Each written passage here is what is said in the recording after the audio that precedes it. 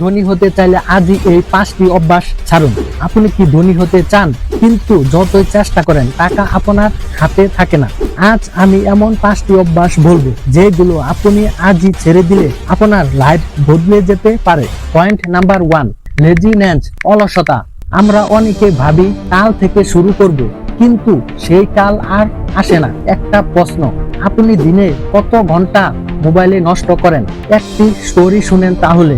একজন ছেলে প্রতিদিন 5 থেকে 6 ঘন্টা টিকটক, ফেসবুক দেখে সময় কাটায়। 1 বছরে সে 2000 ঘন্টা প্লাস সময় নষ্ট করেছে। একবার চিন্তা করে দেখেন, এই 2000 ঘন্টা সময় যদি সে স্কিল বা কাজ শিখতো, আজ থেকে সে ইনকাম করত। পয়েন্ট নাম্বার 2, আননেসেসারি স্পোর্টিং, অপ্রয়োজনীয় খরচ। আপনি টাকা কামান, কিন্তু টাকা কোথায় যায় বুঝতে পারছেন না। মনে করেন একজন লোক প্রতিদিন 200 টাকা অপ্রয়োজনীয় খরচ করে, মাসে 6000 টাকা, 1 বছরে 72,000 টাকা। একবার চিন্তা করে দেখেন, এই টাকা দিয়ে সে বিজনেস শুরু করতে পারত।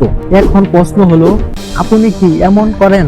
তাহলে আজ থেকে অপ্রয়োজনীয় টাকা খরচ করা বন্ধ করেন। পয়েন্ট নাম্বার 3, নেগেটিভ থিংস, নেতিবাচক চিন্তা। আপনি যদি মনে করেন আমি পারবো না, তাহলে আপনি কখনোই পারবেন না। এক্সাম্পল, আমার টাকা নেই, আমার ভাগ্য খারাপ। মনে রাখবেন, ধনী মানুষদেরও শুরুতে কিছু ছিল না। নিজেই নিজেকে প্রশ্ন করেন, আমি কি পারবো? আমাকে পারতেই হবে। আপনি নিজের উপর বিশ্বাস করেন। সফল মানুষের গল্প শুনেন। পয়েন্ট নাম্বার 4, টাইম ওয়েস্টিং, সময় নষ্ট করা। মনে রাখবেন, টাইম ইজ মানি, তাই সময়কে সঠিকভাবে কাজে লাগান।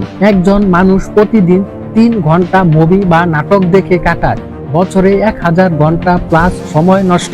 এই সময় দিয়ে সে স্কিল শিখতে পারত। নিজেকে একবার প্রশ্ন করেন, আপনি দিনে কত ঘন্টা সময় নষ্ট করেন? এখন থেকে daily routine, social media limit. Point number 5, stop learning, শেখা বন্ধ করা।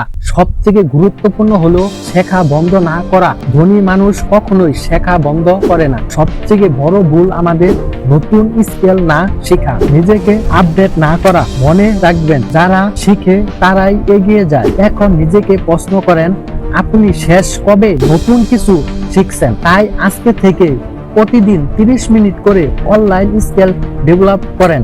বেশি বেশি বই পড়েন। এই ভিডিওটি যদি আপনার সামান্য উপকারে আসে, তাহলে আমার পরিশ্রম সার্থক।